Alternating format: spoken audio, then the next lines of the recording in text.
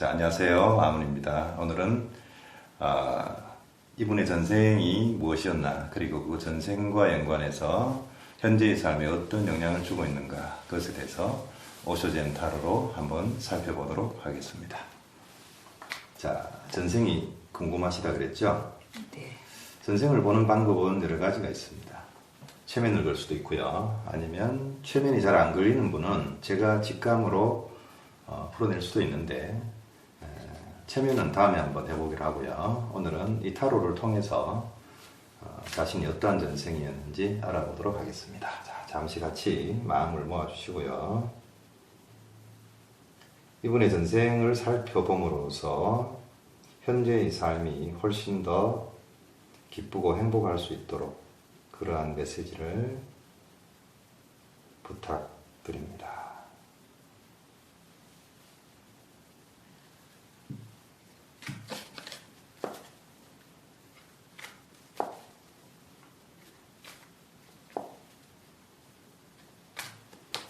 자, 석장을 한번 뽑으세요. 왼손으로 뽑아야 되죠. 뭐 왼손이라고 하는데 아무 손이라도 괜찮아요. 네. 그래서 왼손으로 해야지. 한 곳에서 다 뽑아도 돼요? 네.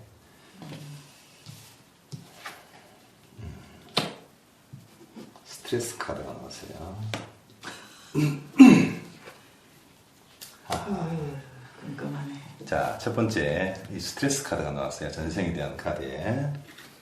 그리고 두 번째는 제가 굳이 설명하지 않겠습니다. 세 번째는 어웨어니스, 각성이라는 카드가 나왔습니다.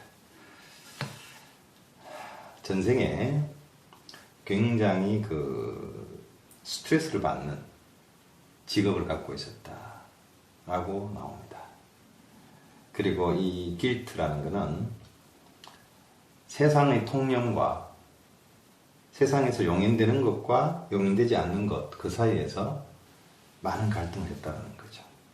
그리고 이 어웨어니스가 나왔다는 것은 비록 삶 자체는 굉장히 힘겹고 스트레스를 많이 받았으나 그 가운데에서 자신의 내면은 굉장한 깨달음을 얻었다고 할 수 있죠. 자, 이것만으로는 전생에 어떤 모습이었는지는 아직 부족하거든요. 도대체 어떤 일을 했길래 이렇게 스트레스를 받고 용인되는 것과 용인되지 않는 것, 그 사이에서 갈등을 하였는가. 자, 두 장 더 뽑아보세요.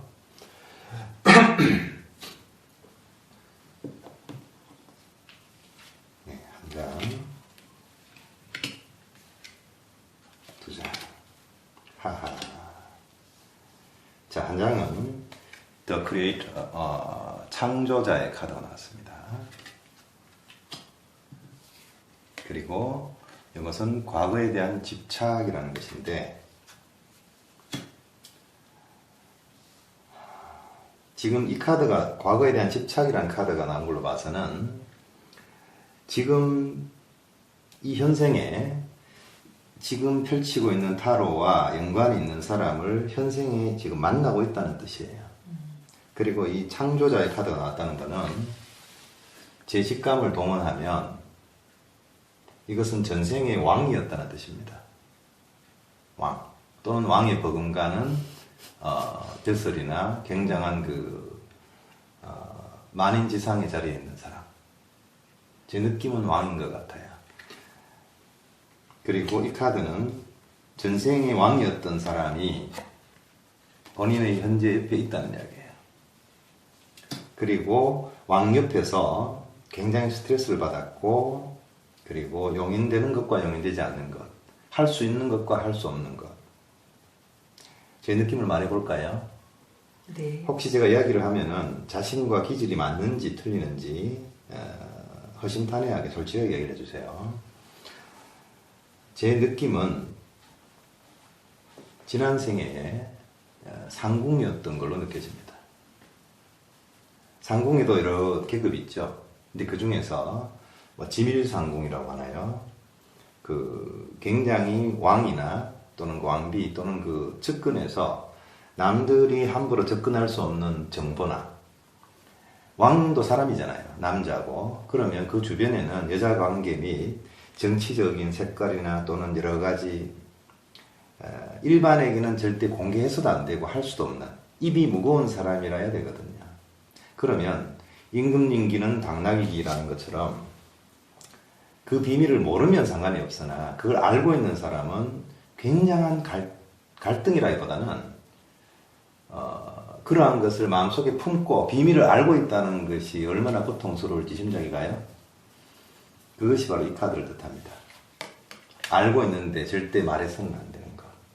무시무시한 거죠. 그래서 왕의 옆에서 보필하였던 상궁이라는 뜻입니다. 그런데 솔직하게 이야기를 해서 지금 전생의 왕이었던 사람이 현재 본인의 주변에 있다고 얘기했을 때 혹시 짐작가는 사람이 있습니까? 네. 근데 아마도 그 사람은 제 짐작컨대 전생의 왕이었기 때문에 전생에 하던 그 행동 패턴을 일정 부분 가지고 있을 수 있어요. 예를 들면 사소한 거지만 자기 자신은 자기 손으로 해야 되는 건데 아주 꼼짝하기 싫어한다든지. 네. 맞아요. 네. 왕들이 자기 자신을 칭할 때 짐이라는 표현을 씁니다. 아시죠? 네. 짐이. 한자로는 지금 화면에 표기가 되겠습니다만은 육신을 가지고 온 신이라는 뜻이에요. 짐이라는 말의 뜻이. 이 짐이 아니고요. 네, 짊어지는 짐이 아니고, 네. 짐이 어쩌고 저쩌고 하잖아요. 그죠? 그런 뜻인데, 다른 사람도 그렇지만, 특히 특징적인 직업을 가졌던 사람들은 이 생에 오게 되면, 지난 생의 그 행동 패턴을 그대로 가져오는 경우가, 예를 들어서 그렇다고 한다면, 이분은 굉장히 손이 많이 가는 사람이에요. 아주 사소한 것부터 중차대한 것까지 굉장히 챙겨줘야 됩니다. 물론 이분 자신도 왕이었기 때문에 세상 사람들은 왕이라고 하면 참 좋은 거 아니겠는가, 나도 한번 해보고 싶다 하겠지만 실제로 왕은 그렇지 않아요. 겉보기에는 굉장히 화려하고 서민들이 먹을 수 없는 음식과 그런 문화를 누리고 있지만 그 내면에서는 시쳇말로 속이 썩어 문드러집니다. 극과 극을 경험하는 거죠. 환경 자체는 너무 최고의 환경인데 마음속으로 칠 것 같으면 지옥도와 비슷하다. 물론 태평성대를 누렸던 왕들은 좀 낫긴 하겠지만 우리가 역사 속에서는 태평성대로 기록이 되지만 겉보기에 태평성대의 모습을 유지하기 위해서 그 내면에서 일어나는 갈등이라는 것은 상상을 초월하는 거죠. 그리고 상궁이라는 포지션이 뭐냐 하면 궁녀하고는 조금 다릅니다. 궁녀는 왕의 여자고요. 상궁들도 왕의 여자가 될 수도 있어요. 소위 말해서 성은을 입으면, 성은이란 말 들어봤어요? 상궁도 성은을 입어요? 임금은 궁궐에 있는 어떤 여자든지 건드릴 수 있는 자격이 있습니다. 나이가 많건 적건 뭐 어떤 관계건 간에 건드릴 수 있는 자격이 있어요. 임금이 건드리는 걸 성은이라고 합니다. 성은을 입었다라고 하죠. 건드리기만 하면 안 되는 거 아니잖아요. 건드린다는 표현에는 네. 예. 물론 거기에서 태기를 얻어서 예. 임신을 하게 되면 훨씬 더 지위가 올라가죠. 그리고 그때는 성감별 이런 걸 못했잖아요. 물론 뭐 어이들이 맥을 짚어보고 한다 이러지만 정확도가 떨어지니까 만약 왕자를 생산했을 때는 이제 그 궁녀로서가 아니라 이 비 뭐 이런 계급들이 있잖아요. 예. 뭐 수건 뭐 제가 자세히는 모르겠지만 이 계급이 있어요. 그러니까 왕자를 생산하면 계급이 쭉쭉쭉 올라가는 거죠. 그러면 이제 하나의 후궁이 되는 거죠. 공주를 생산하거나 공주가 아니고 또 옹주라고 하죠. 공주와 옹주의 차이는 아십니까? 모르겠어요. 몰라요. 예. 옹주라는 말 들어봤죠. 덕혜 옹주. 예. 공주는 정식 그 중전에서 태어나면 공주가 되고요. 후궁에게서 태어나면 옹주가 됩니다. 네. 그래서 예전에 그 고종 황제가 후궁에서 얻었기 때문에 덕혜 옹주가 되는 겁니다. 어쨌든 옹주나 공주나 별 의미가 없고요. 예전에는 왕자를 생산하면 지위가 올라갑니다. 근데 이건 양날의 검과 같아요. 자신이 왕자를 생산하고 뒤에 소위 말해서 뒷배라 그러죠.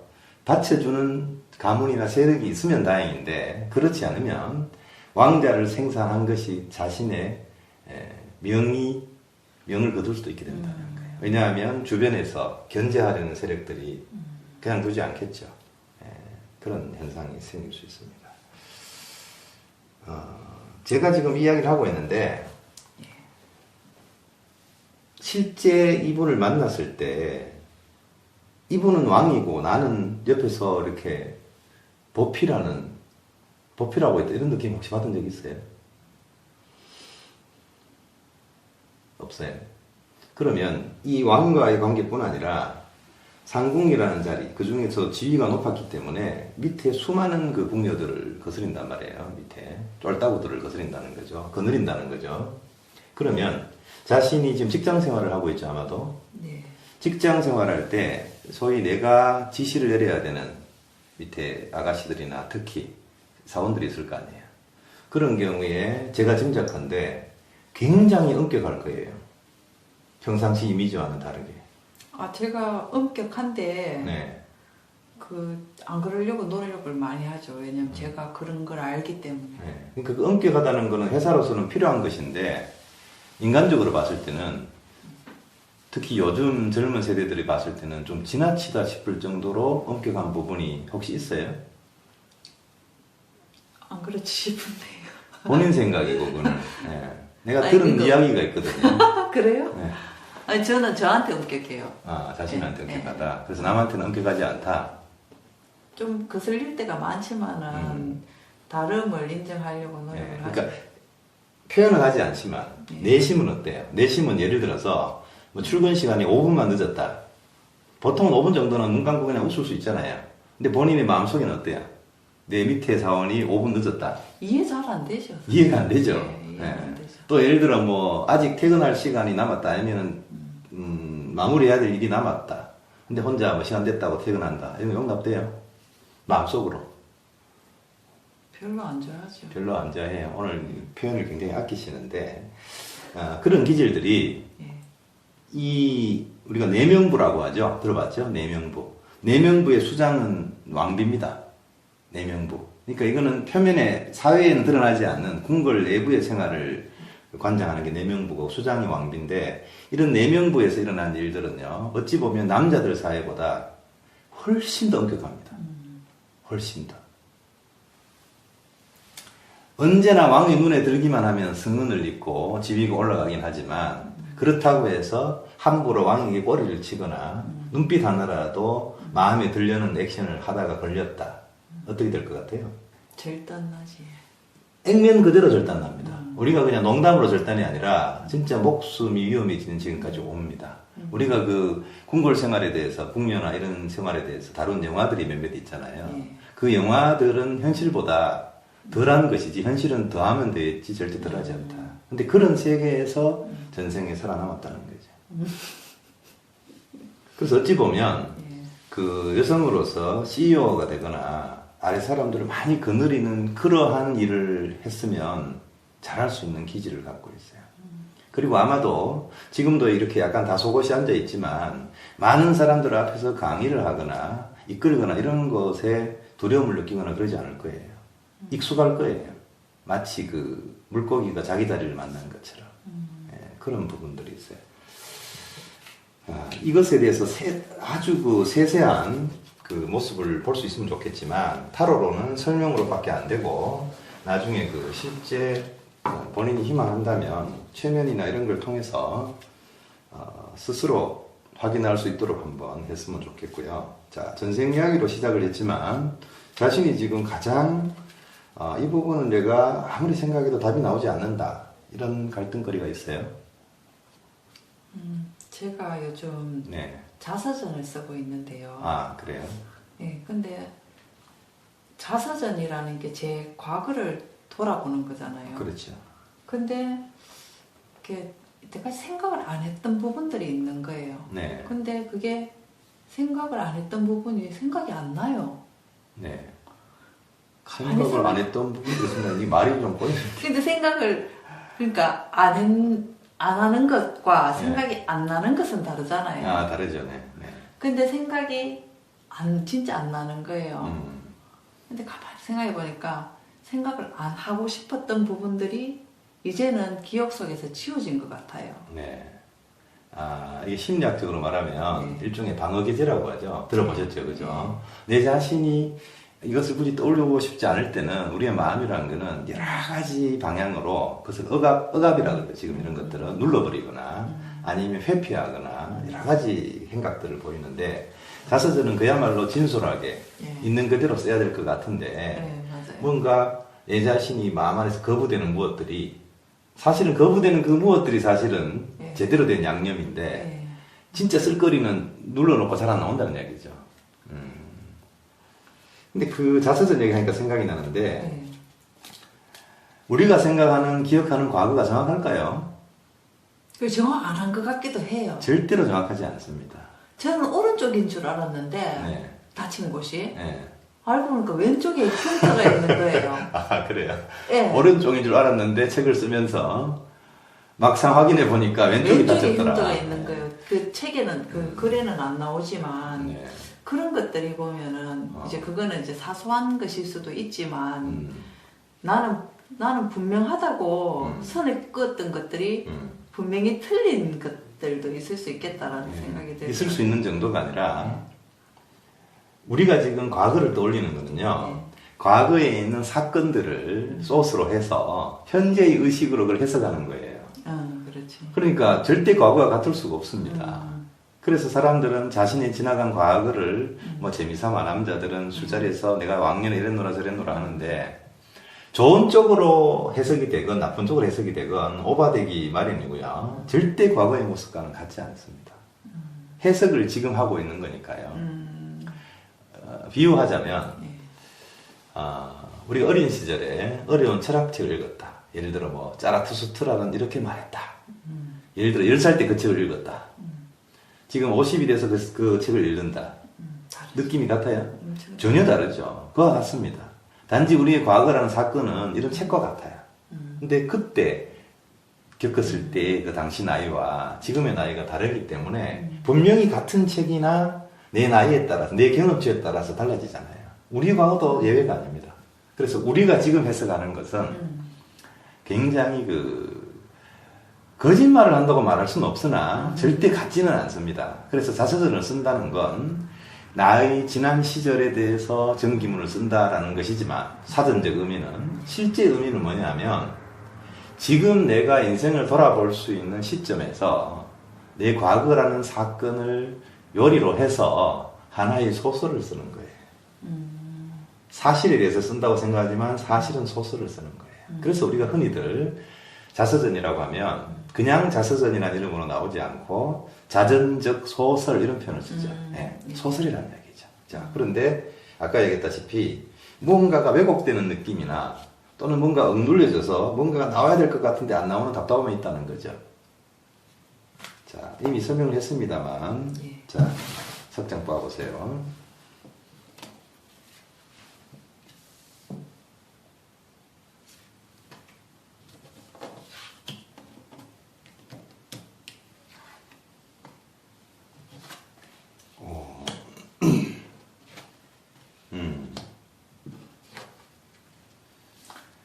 자, 자서전을 쓰는 행위 자체는 그것이 누군가에게 보이건 안 보이건 굉장히 좋은 행위라고 나와요.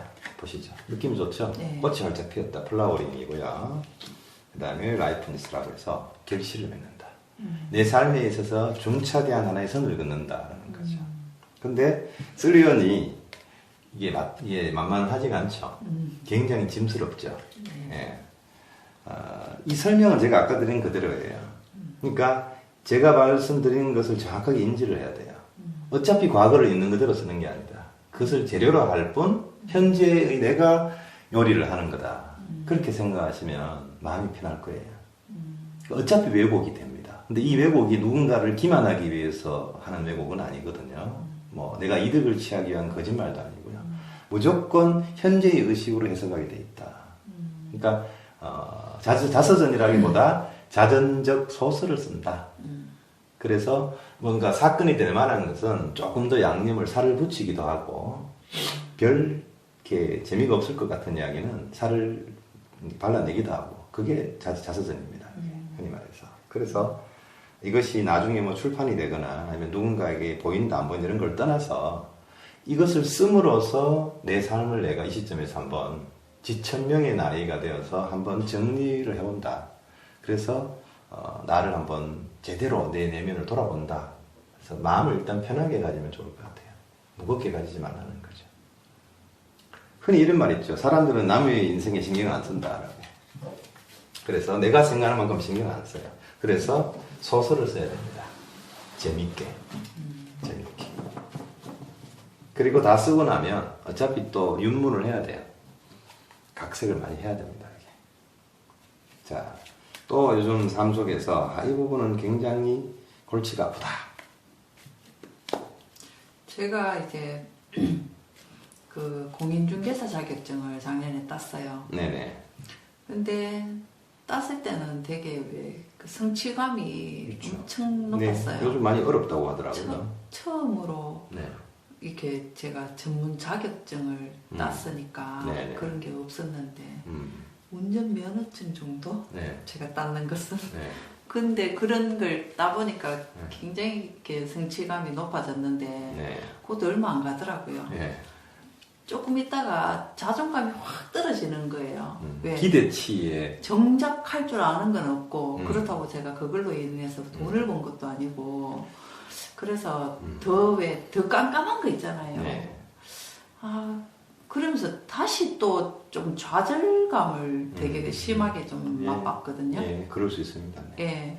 그러면서 왜 그런 또 그런 사치를 또 부리고 싶은 거예요. 뭔가 더 자격증 도전하고 사치. 싶은. 예. 네. 그러면 뭐 쓸데없이. 로스쿨이라도 들어가야 되는데 나이가 아마 안 될 그게 거예요. 제가 주제를 또 알잖아요. 그래가지고 아 그건 또 아니다 이러면서 그러면은 끝없는 도전을 해야지만 그걸 성취를 하는 것이 그게 진정한 내 삶의 가치인가?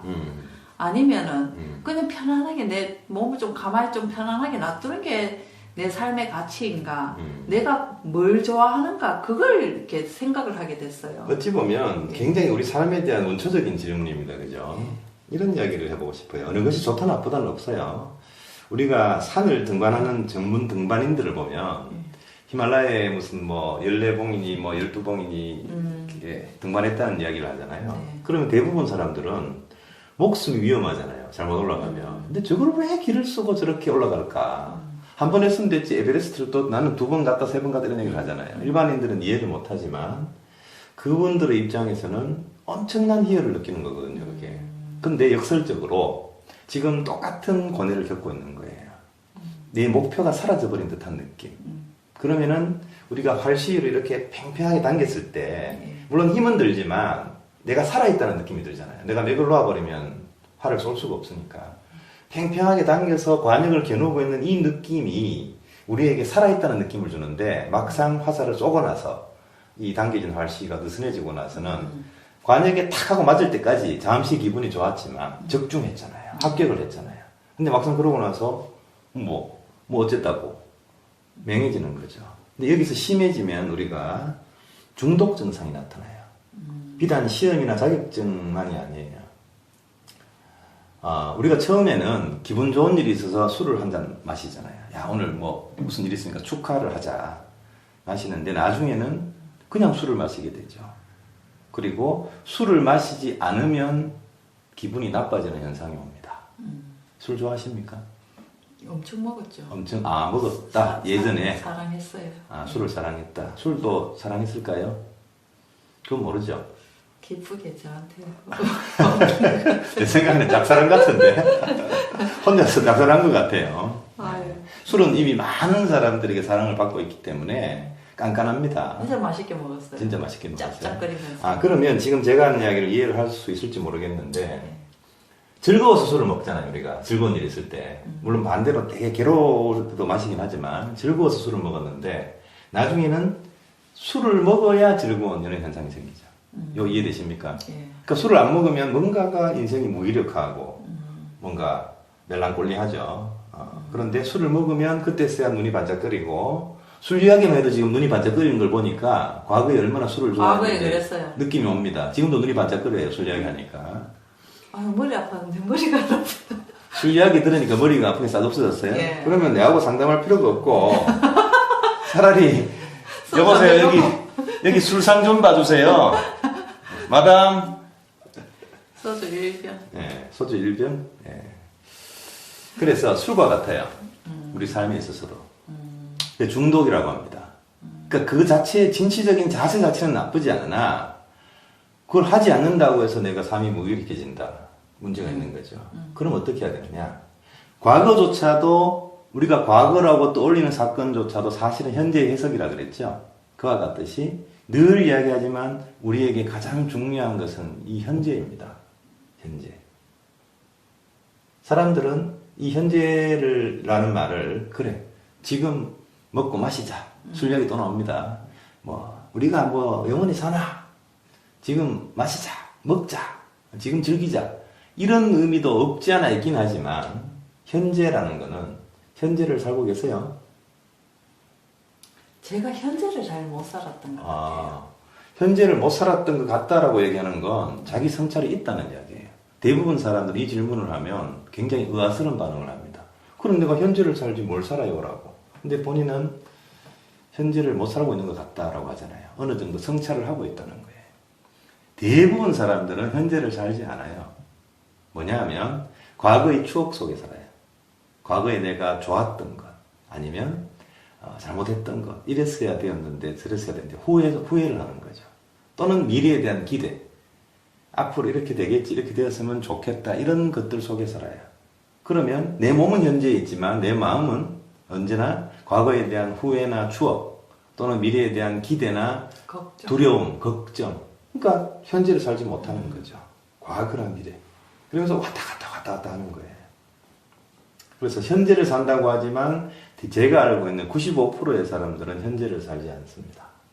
그럼 현재를 살아가는 가장 좋은 방법은 무엇일까요? 어렵죠? 지금 이 자리에 앉아 있잖아요. 자, 제가 한 가지 이상한 주문을 해볼까요? 지금 바닥에 앉아 있잖아요. 그죠? 바닥에 앉아 있는 그 엉덩이의 느낌을 한번 느껴보세요. 아파요. 아파요. 어쨌든 바닥에 엉덩이가 닿아 있다는 느낌 있죠. 근데 제가 얘기하기 전에는 그 느낌을 몰랐죠. 계속 그 생각하고 있었어요. 아팠으니까. 그렇구나. 중요한 이야기다. 우리는 어찌 보면 아팠을 때만 느껴요. 네, 맞아요. 어, 편하면 못 느껴. 자, 아픔이라는 얘기를 하니까 생각이 나는데 네. 우리가 몸에 건강에 이상이 생기면 아프잖아요. 그러면 아프다는 건 행입니까? 불행입니까? 일단 불행이죠. 근데 이것을 뒤집어 생각하면 아프다는 것을 느낌으로 해서 우리는 그때라서야 현재를 보게 돼요. 그리고 내 몸을 돌보라는 신호잖아요. 죽은 자는 아픔이 있다 없다? 없다. 없죠. 역설적으로 아프다는 것은 내가 살아있다는 증거예요. 첫째. 둘째는 몸을 좀 봐달라라고 몸이 나에게 신호를 보내는 겁니다. 다시 말해서 너무 과거나 미래에 가서 놀지 말고 현재에 와서 좀 나를 돌봐주세요라는 신호란 말이에요. 몸의 아픔뿐이 아니에요. 우리가 살다 보면 수없이 마음의 장애가 오잖아요. 마음에. 정말 사소한 일 때문에 마음이 상하기도 하고 남들이 봤을 때는 아무것도 아닌 일로 마음 상할 때 있잖아요. 또 역설적으로 정말 중차대하고 어마무지한 일인데 오히려 담담해질 때도 있고요. 마음은 그렇게 달라요. 그죠? 그런데 그러한 마음의 고통조차도 끊임없이 나를 현재에 있게 하기 위한 거예요. 현재에 있도록. 그래서 저는 이런 이야기를 합니다. 불가에서 108번뇌 뭐 이런 이야기 하잖아요. 번뇌는 축복이다. 이 말을 이해하기가 어려울 수도 있어요. 번뇌는 굉장히 안 좋은 건데 스트레스 덩어리인데 요즘 말로 하면 그게 왜 축복일까? 번뇌 그 자체가 축복이라는 게 아니라 그 번뇌라는 문을 통해서 우리는 이 현재에 있는 나라는 존재의 실체를 알 수 있기 때문이에요. 먹고 사는 게 아무 걱정이 없고 살아가면서 스트레스 받을 일이 전혀 없는 사람 행복하죠? 그런 사람 부럽죠. 부럽죠, 그죠? 누구나 그런 환경을 꿈꿀 수 있습니다, 그죠? 근데 정작 그런 사람들은 현재에 대한 자각을 할까요? 자기 삶에 대한 자각이 있을까요? 없어요. 역설적으로 우리가 아플 때라야 내 몸을 돌아보듯이 우리 마음도 아플 때라야 내 마음을 돌아보게 됩니다. 그렇지 않으면 살기는 살아가고 먹고 사는 건 편한데 자각이 없어요. 그건 사는 게 아니에요. 제가 간혹 자주 우리 삶을 연극에 비유를 하는데 주인공이 시종 일과 영화를 찍는데 잘 먹고 잘 살고 아무 우여곡절로 행복하게 살았다. 혹시 그런 연극 본 적 있어요? 영화? 없죠? 그런 영화가 만약에 개봉이 되었다. 안 보죠. 안 보죠. 근데 억지로 봤다. 공짜표가 생겨서. 보고 나서 입에서 좋은 이야기가 나올까요? 아니면은 시간 낭비다 이 생각이 들까요? 시간 낭비. 시간 낭비죠. 사람들이 영화를 볼 때는 정작 그렇게 생각을 하는데 정작 자신이 삶일 때는 그 생각을 못 한다. 그래서 제가 자주 하는 이야기가 자신의 삶을 연극처럼 생각해야 된다. 그러면 아까 했던 얘기로 돌아가서 뭐 내가 공인중개사 자격증을 따고 새로운 것을 또 더 해야 되나 성취감이 잠깐 있었다가 다시 내가 침체됐다 이런 얘기를 한다면 자신이 연극을 하고 있다는 것을 일단 자각을 해야 됩니다. 연극. 연극이라는 표현이 무언가를 거짓으로 꾸며낸다는 뜻이 아니고 본인의 진짜는 배우다라는 거지. 배우. 그리고 지금 우리의 삶이라는 현실은 연극이다.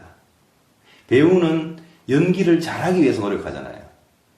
그리고 어떤 종류의 시나리오든 다 소화를 하고 멋진 훌륭한 연기를 하는 배우가 되고 싶어 하잖아요. 그것이 우리의 진정한 자세입니다. 그리고 현재를 살아가는 도리고요. 말이 어려울 수도 있지만 그렇습니다. 제가 아까 바닥에 닿아 있는 엉덩이 느낌 이야기하다가 아픈 이야기가 나왔는데 자 그러면 두 번째 주문 자 자신이 지금 숨 쉬고 있다는 것을 한번 자각해 보세요. 마시고 내쉬고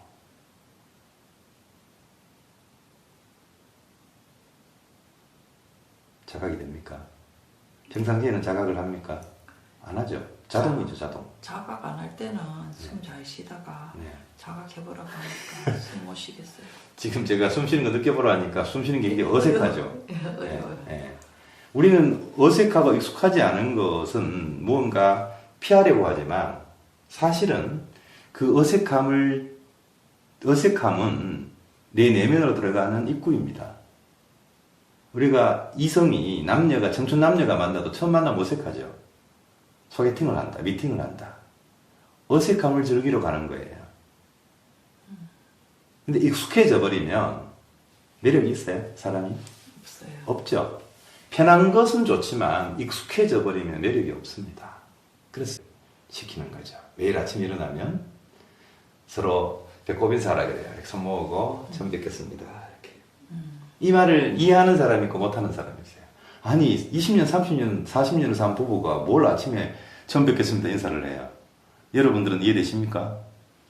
그런데 이 인사를 시키면 그 서먹하고 사이가 별로 좋지 않던 부부들이 굉장히 사이가 좋아집니다.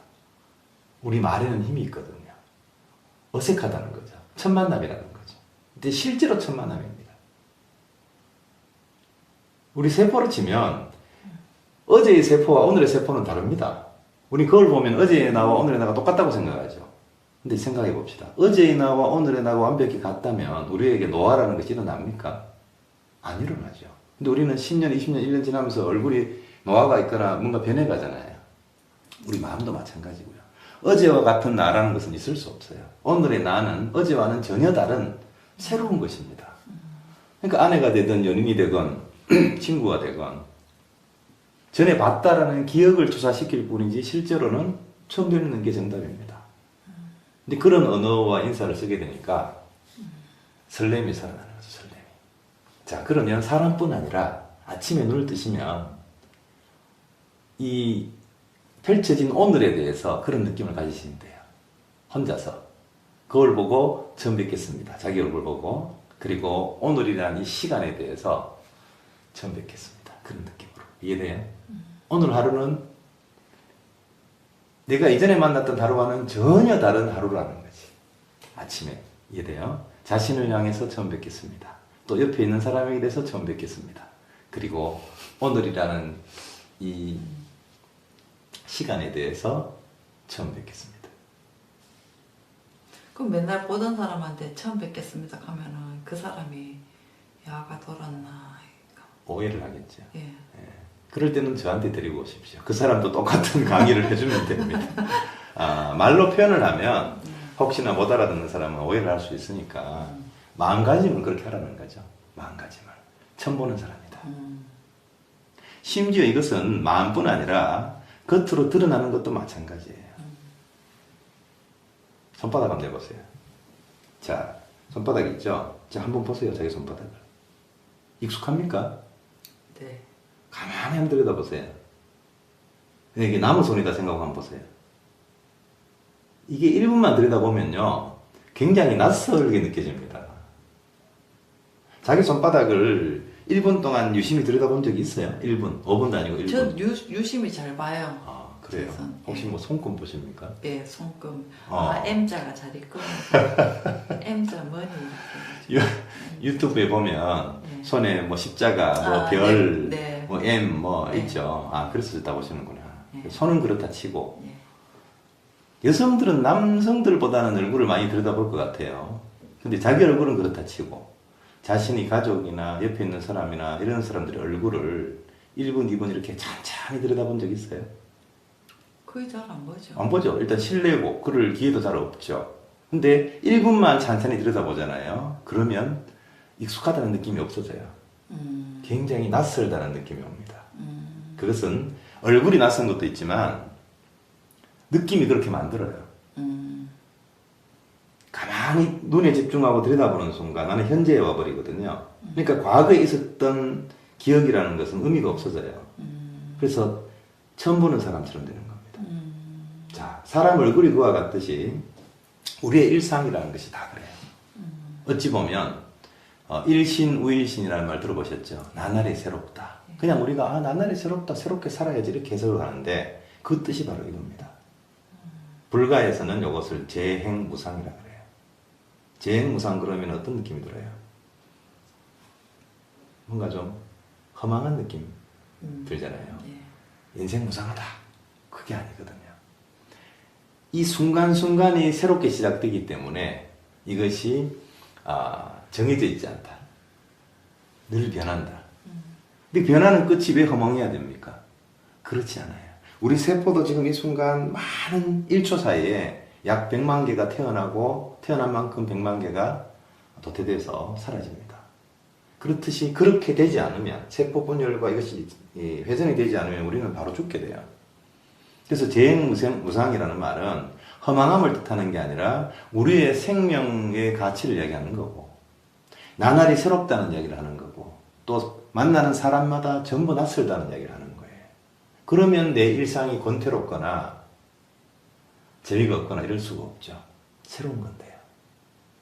어릴 때 초등학교 다닐 때 국민학교 시절이죠. 국민학교 초등학교 다닐 때 1학년 차이하고 지금 나이가 들어서 1년이라는 시간하고 어느 게 더 깁니까? 생각해보면 어릴 때가 훨씬 길죠. 네. 어릴 때는 4학년, 5학년 1년 차인데 굉장히 긴 시간이잖아요. 근데 나이 들어서 1년은 금방 가죠. 네. 왜 그럴까요? 제가 전에 다른 영상에도 한번 이야기를 한 적이 있는데 이유는 간단합니다. 어릴 때는 모든 것이 경이롭잖아요. 신기하잖아요. 예를 들어 처음 엄마 손잡지 않고 처음 혼자서 버스를 탔던 기억 두렵잖아요. 낯설잖아요. 엄마가 없는데 번호를 잘못 보면 어떡하지? 내려야 될 정류장을 놓치면 어떡하지? 굉장히 긴장을 하죠. 그러니까 그 시간들이 의미를 가지는 거예요. 근데 나이 들면 이런 일상에 있는 것들이 익숙해진단 말이에요. 그러면 내 머릿속에 의미로 다가옵니까? 의미가 없죠. 그러니까 하루하루 한 달, 두 달, 1년, 2년이 빨리빨리 지나가는 거예요. 자, 그러면 우리가 버스를 잘 탈 줄 알게 되었다. 기차를 잘 탈 줄 알게 되었다. 심지어 뭐 비행기 수속하고 해외여행 가고 그러잖아요. 혼자서 할 수 있잖아요. 그죠? 근데 그런 것을 잘하게 된 것과 내가 인생의 참 의미와 그 생명력을 알고 있는 것과는 좀 별개입니다. 근데 사람들이 착각하는 거예요. 이런 잡다한 수단들이 익숙해졌다고 해서 정작 자기 삶에 있어서 중요한 걸 놓쳐버린 채로 그냥 하루하루가 빨리빨리 가는 거예요. 그러지 말고 제가 아까 말씀드린 것처럼 오늘 하루 더 쪼개서 지금 이 순간이 굉장히 낯설다라는 느낌으로 받아들이면 다시 이 하루가 어린 시절처럼 길어질 겁니다. 어린아이들이 심심할 여가가 없죠. 뭐 뛰어다니고 뭔가를 하죠. 공부를 하든 놀든. 또 어른들이 되면 웬만한 일을 해서는 그냥 뭐 권태롭고 그냥 다 알만하고 그렇잖아요. 그러니까 쉽게 말해서 알만한 인생이 되면은 재미가 없는 거예요. 실제로 알만한데 뭐 어떡하라는 이야기냐. 그러니까 더 강한 자극을 추구해요. 더 그러니까 강한 자꾸 목표를 가져야 되는 거. 그렇죠. 목표를 가지는 게 나쁘진 않으나 예. 현재라는 것에서 내가 충분히 낯설게 바라보면서 의미를 가진 채로 목표를 설정하는 것은 나쁘지 않아요. 근데 내가 현재에 아무런 재미도 의미도 없는 것 같아서 또 다른 목표를 설정한다. 그럼 그 목표를 이루고 난 다음에는요. 그러니까 책임감으로 자꾸 목표만 만드는 거. 그러면 어찌 보면 절대 이룰 수 없는 목표를 하나 설정하면 어떨까요? 예를 들면 뭐 미스 코리아 진이 되는 목표를 한번 가져본다든가. 저기 화면 잠깐 보세요. 예. 댓글로 제가 설문조사를 해보겠습니다. 물론 이분이 나이가 지금 50이 넘었습니다만 안 넘, 50이죠. 몇 달 안 남았어요. 네. 그런데 이분이 30년 전으로 빼가면 미스 코리아가 됐을 것도 같지 않다. 아마 키가 안 돼. 예? 그거 앉아 있으니까 모르는데 왜 스스로 뽀록을 내고 그러십니까? 내지만 했네. 예, 방금 이야기는 못 들으신 걸로 하시고요. 70 정도. 어디서 앞에 빼고 네, 970. 그리고 여기 그 여건상 수용복 심사 이런 거는 없습니다. 여러분들이 대충 상상하면 안 되죠. 얼굴만 보고 평가를 하십시오. 이분의 나이는 현재 50입니다. 요 얼굴에 잠깐 얼굴 다시 한번 보죠. 요 얼굴에서 30년 전으로 화면발 별로 안 받네. 모든 사람들이 그렇게 이야기를 해요. 자기는 화면발을 받지 않는다. 그런 목표를 미스 코리아가 되는 목표를 세우면 계속 설렐 거 아니에요. 그래도 목표라는 건 어느 제정신 정도 돌아올 때는 그럼 왜 해야 돼? 실제로 도달할 수 있는 목표라 되겠죠, 그죠? 예. 네. 그런데 제가 드리는 말씀은 목표를 설정하는 것도 좋지만 이 현재 자체가 목적이 돼야 돼요. 우리 목적이라는 것은 미래에 있잖아요. 근데 현재 자체가 목적이 돼야 된다. 과정이 목적이 돼야 된다. 등산 한 번씩 가십니까? 예전에 많이 갔는데 네. 좀은 직장 생활에 충실하다 보니까 하는 게 없어요. 아무것도. 아, 그래요? 예. 직장으로서는 참 좋은 사원인데 예. 근데 그게 생명줄이 안 길겠더라고. 그죠? 그래요. 예. 그게 제가 생활을 원만하게 하기 위해서는 내가 즐거운 그런 것들이 같이 따라와야 되겠더라고요. 네, 그렇죠. 아, 등산을 하면 막 숨이 차고 땀을 뻘뻘 흘리면서 가잖아요. 별로. 대부분 사람들. 네. 근데 그렇게 가서 정상에 갔을 때 기분하고 예. 예를 들어 내가 자고 있는데 누가 지게로 말이 웃기지만 지게로 그래, 짊어져서 갖다 놨다. 눈 뜨니까 정상이다. 보람이 있어요, 그거는. 그래서 좋을 것 더 좋을 것 같다고요? 더 좋을 것 같아. 누가 실어주면 이야기가 안 되고 있대. 자, 같아요. 제가 얘기하는 무슨 뜻인지는 알죠? 네. 내가 땀 흘려서 숨 차면서 갔을 때라야 그 정상이라는 보람이 것이 의미를 가지잖아요. 예. 물론 누가 업어줘도 예. 좋죠, 업어주는데. 근데 그 사람이 좋은 거지 등산이 좋은 건 아니잖아요. 업어주는 사람이 좋은 거지. 아니고 의붓 갖다 놓으면은 좋은 경치 보고 꼭 먹고 알 먹고 님도 보고 똥도 따고. 지금 산에 뽕나무가 잘 있는지 모르겠다만. 예. 어쨌든 우리는 이 과정을 들여다볼 수 있어야 우리 삶이 즐겁습니다. 그리고 모든 과정의 가장 기초적인 과정은 우리가 숨 쉬는 거예요. 그래서 명상가들이 자기 숨을 보라고 하는 거예요. 아니, 안 봐도 숨 잘 쉬는데, 아까 그랬잖아요. 지금부터 숨 잘 쉬어보세요 하면 갑자기 어색하고 컥컥거리게 되죠. 뭔가 답답해지죠. 네, 어려워요. 처음에는 다 그래요. 그런데 이 숨이 즐거워야 돼요. 숨 쉬는 게 즐거운데 뭐가 안 즐겁겠어요? 그러고 나서 무엇이든 하면 됩니다. 무엇이든. 그러니까 이게 가장 간단한 기술이에요. 명상이라고 하면 되게 사람들이 수행을 생각하잖아요. 아주 그 자신을 극기를 해서 어려운 고행을 해서 뭔가 일반 사람들은 짐작할 수 없는 깨달음을 얻는 그런 거라고 생각하잖아요. 그게 아니에요. 명상이란 거. 즐거운 숨을 쉬는 것. 그리해서 내 현재가 살아나는 것. 그리해서 내가 모든 중독에서부터 벗어날 수 있는 거예요. 매일 술을 마신다. 중독입니까? 예, 알코올 중독이죠. 아니에요. 단지 매일 술을 마신다고 해서 의사들은 그렇게 말하겠지만 네. 제가 보는 관점은 그게 아니에요. 매일 마시든 뭐 한 달에 한 번을 마시든 상관없는데 술을 마셔야만 즐겁다. 이건 중독입니다. 그냥 즐거워서 술을 마셔요. 술을 마시지 않아도 즐거워요. 이건 중독이 아닙니다. 근데 술을 마셔야만 즐겁다. 이건 중독입니다. 예를 들어 일을 해야만 내가 살아있다는 걸 느낀다. 일 중독이죠. 그러니까 그 중독이라는 것은 내가 주인이 되지 못하고 그 대상에게 내 주권을 넘겨준 상태입니다. 술이 주인이잖아요. 술이 나를 즐겁게 하니까. 내가 술을 즐겁게 할 수는 없잖아요. 그죠? 그 짝사랑이라고 그러잖아요. 옛날에 짝사랑 많이 했다, 그죠? 자, 그래서 오늘은 그 타로로 전생 이야기를 하다가 또 고민 이야기를 하다가 별의별 이야기를 다 하게 됐는데 이분이 사실은 오늘 점잖게 앉아 있는데 굉장히 그 이야기도 재밌게 하는 분이고 다양한 재주를 갖고 있는 분인데 자리에 앉아 있는 관계로 그 모든 재주를 보여드리지 못하는 게 굉장히 마음이 아픕니다. 그러나 여러분들의 반응이 좋으면 다음번에 또 모시고 이분이 얼마나 즐거운 재능을 갖고 있는지를 확인하는. 근데 각도가 아주 미묘하게 제가 배치를 잘한 건지 아주 얼굴이 지금 조그맣게 나오고 있어요. 그죠? 제 얼굴이 거의 한 반쪽밖에 안 돼요. 그러네요. 제가 여성분들을 모실 때는 이런 배려를 합니다. 제가 배려 없는 사람이 아닙니다. 그죠? 배려났네. 배려났어요. 한마디 키포인트 배려났네. 오늘의 토크쇼의 결론은 그겁니다. 배려났네. 자, 오늘은 여기까지 하도록 하겠습니다. 인사하시죠. 고맙습니다. 고맙습니다. 사랑합니다. 제가 따라해요. 사랑합니다.